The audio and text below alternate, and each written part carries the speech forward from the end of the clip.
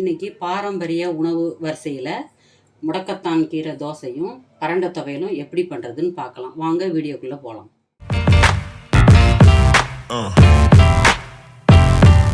பரண்டை துவையல் செய்ய தேவையான பொருட்கள் என்னன்னு பார்த்துடலாம். நான் 2 கைப்பிடி அளவு பரண்டையை எடுத்து க்ளீன் பண்ணி வச்சுருக்கேன்.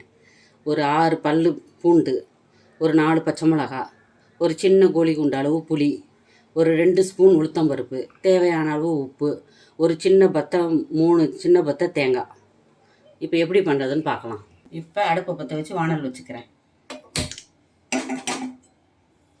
வானல் கொஞ்சம் காயட்டும். பரண்டை துவையல் செய்கிறதுக்கு கூடுமான வரை நல்லெண்ணெயை பயன்படுத்துங்க. அதுதான் நல்லது. ஏன்னா அந்த அரிப்பு இருக்காது. பரண்டையில் ஒரு அரிப்பு இருக்கும். அந்த அரிப்பெல்லாம் இருக்காமல் இருக்கிறதுக்கு நல்லெண்ணெய் பயன்படுத்துகிறது தான் நல்லது. டேஸ்ட்டும் நல்லாயிருக்கும்.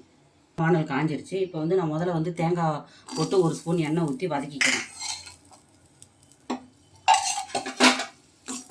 ஏன்னா கொஞ்சம் சட்னி இருந்ததுன்னா கெட்டு போகாமல் இருக்கும். இப்போ பச்சையை அப்படியே தேங்காய் போட்டிங்கன்னு வச்சுக்கோங்க, சட்னி கொஞ்சம் காலையில் இருந்ததுன்னா கொஞ்சம் கெட்டு போயிடும். அதுக்காக அந்த கொஞ்சம் ஈரப்பதம் ரொம்பவும் வதக்கிடக்கூடாது, லைட்டாக. இப்போ பாருங்க, இந்த அளவு ரொம்ப வதக்க வேணாம், கொஞ்சம் லைட்டாக சூடேறுற அளவுக்கு இப்போ எடுத்துக்கலாம்.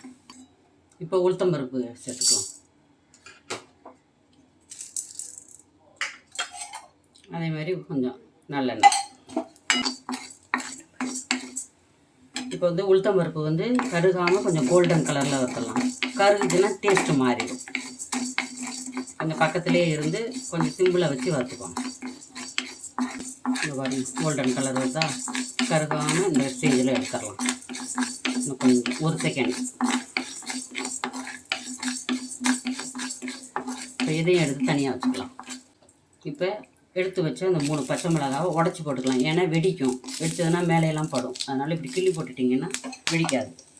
அதே மாதிரி ஒரு 1/2 ஸ்பூன் எண்ணெய். இது கொஞ்சம் வதங்கி வரணும். இந்த ஸ்டேஜ் காமிக்கிறேன். பாருங்கள், இப்போ கொஞ்சம் வதங்கிடுச்சு. பச்சை மிளகா பாருங்களேன், கொஞ்சம் அந்த கலர் மாதிரி வந்துடுச்சா. இப்போ எடுத்துடலாம். இப்போ அடுத்து இந்த பூண்டு, எதுக்கும் அதே தான். கொஞ்சம் பாருங்கள், வெள்ளை போட்டு கொஞ்சம் கலர் மாறிடுச்சு. இப்போ லாஸ்ட்டாக இந்த பரண்டையை சேர்த்துக்கலாம். ஏன்னா பரண்டை இதுக்கும் அதே தான். இதுக்கு கொஞ்சம் எண்ணெய் கூட விடணும். எப்படின்னா எண்ணெயிலேயே பரண்டை வதங்கணும். ஏன்னா அந்த அரிப்பு இருக்கும். அதுக்காக இது எப்படின்னா நல்லா சுருளணும். நான் காமிக்கிறேன். இப்போ போட்டிருக்கேன், நல்லா வதங்கட்டும். இப்போ பாருங்கள், போட்டு வதங்கியிருக்கு. இன்னமும் சுருங்கி வரணும். அது வதங்க வதங்க வதங்க சுருங்கும். இன்னும் கலர் மாறணும். இப்போ அந்த தேவையான அளவு புளியும் போட்டு வறுத்துக்கலாம். புளி, உப்பு போட்டுக்கலாம். பத்தலைன்னா அப்புறம் போட்டுக்கலாம். இதெல்லாம் சேர்ந்து இன்னும் கொஞ்சம் வதங்கட்டும். இந்த பாருங்கள், நல்லா வதங்கி. இப்போ எல்லாம் வதக்கிட்டேன். ஆறின பிற்பாடு அரைக்கலாம். இப்போ வதக்கிட்டு வந்ததெல்லாம் ஆறிடுச்சு. இப்போ ஃபஸ்ட்டு தேங்காவை மிக்சியில் போட்டு முதல்ல அரைச்சிக்கலாம். இப்போ பாருங்கள், தேங்காய் அடிச்சுட்டு வந்துட்டேன். இப்போ அடுத்து எல்லா சாமானையும் சேர்த்து அரைச்சி, இப்போ பரண்டை துவையல் அரைச்சிட்டு வந்துட்டேன். இதை இப்படியே பரிமாறினாலும் பரிமாறலாம், இல்லை தாளிக்கிறேன்னா நான் அப்படியே தான் பரிமாற போகிறேன். இப்போ முடக்கத்தான் கீரை தோசை செய்கிறதுக்கு தேவையான பொருட்கள் என்னன்னு பார்த்துடலாம். ஒரு 5 கரண்டி தோசை மாவு எடுத்து வச்சுருக்கேன். இட்லி தோசை மாவு இருக்குது பாருங்கள், அதுதான். ஒரு கைப்பிடி அளவு கீரையை கிள்ளி கழுவி வச்சுருக்கேன். ஒரு 3 பல்லு பூண்டு, தேவையான அளவு உப்பு, 1 ஸ்பூன் சீரகம், ஒரு 4 மிளகு, ஒரே ஒரு பச்சை மிளகாய். இப்போ எப்படி பண்ணுறதுன்னு பார்க்கலாம். இப்போ முடக்கத்தான் கீரை தோசை செய்கிறதுக்கு வதக்கிறதுக்கு அடுப்பு பற்ற வச்சு ஒரு வானல் வச்சுருக்கேன். பச்சை மிளகாய் கொஞ்சம் வதக்கி பச்சையாகவும் போட்டு அரைக்கலாம். வதக்கி போட்டு அரைச்சிங்கன்னா கொஞ்சம் டேஸ்ட்டு நல்லாயிருக்கும். ஸ்டேஜ் போதும். 2-3 வெள்ளைப்பூடு, இந்த சீரகம், மிளகு சீரகம் எடுத்து வச்சது,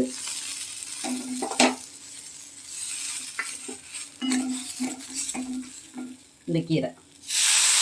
ரொம்ப வதக்கணும், லைட்டாக அப்படி வதக்கிட்டா போதும்.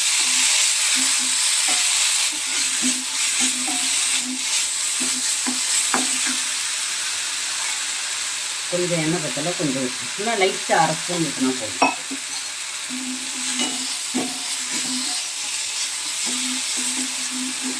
போதும், ஆஃப் பண்ணுவோம். இப்போ முடக்கத்தான் கீரைக்கு தேவையானதெல்லாம் வதக்கியாச்சு. இதை மிக்சியில் சேர்த்து அரைச்சிக்கலாம்.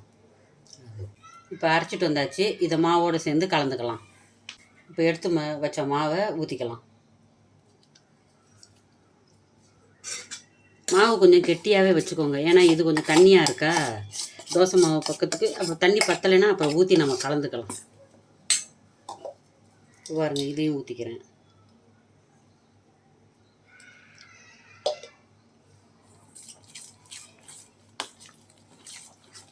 இது எப்படின்னா, இப்போ நான் தோசை மாவில் கலக்கிறேன். இதை அரிசி உளுந்து காலையில் ஊற போட்டு சாயந்தரம் அரிசி, அது கூட கீரை எல்லாத்தையும் மிளகு சீரகம் பூண்டு எல்லாம் சொன்னோம் பார்த்தீங்களா, அந்த மாதிரி போட்டு கூட தோசை ஊற்றலாம். தேவையான அளவு உப்பு மாத்திரம் அவங்கவுங்க தேவைக்கு போட்டுக்கோங்க. இப்போ அடுப்பு பற்ற வச்சு தோசைக்கல் வச்சேன், காஞ்சிருச்சு. இப்போ தோசை வச்சு காமிக்கிறேன்.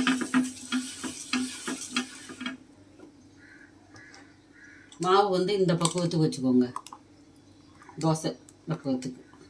ஆனால் தோசை ஊற்றி தேய்க்கிற அளவுக்கு வர மாதிரி. மெலிசா வேணால் மெலிசாவும் ஊற்றிக்கோங்க, திக்காக வேணும்னா திக்காகவும் ஊற்றிக்கலாம்.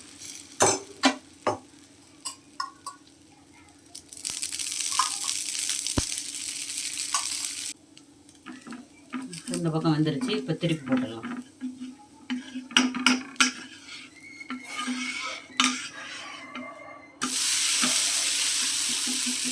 இப்போ ரெடி ஆயிடுச்சு. இப்போ எடுத்து பரிமாறிக்கலாம். முடக்கத்தான் கீரை தோசையும் பரண்டை துவையலும் ரெடி ஆகிடுச்சு. இப்போ ஒரு துவையல் தாளித்து வச்சுருக்கேன், ஒன்று தாளிங்க. அது அவங்கவுங்க சௌகரியம் எப்படி பண்ணுறீங்களோ பண்ணிக்கோங்க. முடக்கத்தான் கீரை தோசை முடக்குவாதம் இருக்கிறவங்களுக்கு ரொம்ப நல்லது. வாரத்தில் ஒரு நாளோ 2-3 நாளைக்கு சேர்த்து சாப்பிடுங்க. பரண்டை துவையலில் கால்சிய சத்து ஜாஸ்தி இருக்குது. கால்சிய சத்து வேணுன்றவங்க, கை கால் வலி இருக்கிறவங்க அதையும் இதே மாதிரி தோசையும் துவையலோ எப்படியோ மாற்றி மாற்றி கொஞ்சம் வாரத்தில் சேர்த்துக்கிட்டிங்கன்னா அந்த வலி கொஞ்சம் இல்லாமல் இருக்கும். மாத்திரையை கொஞ்சம் குறைச்சிக்கிறது நல்லது. அடுத்த வீடியோவில் பார்ப்போம். இதே மாதிரி நீங்கள் செஞ்சு பார்த்துட்டு எப்படி இருக்குன்னு எனக்கு கமெண்ட் பண்ணுங்கள். அடுத்த வீடியோவில் சந்திக்கலாம்.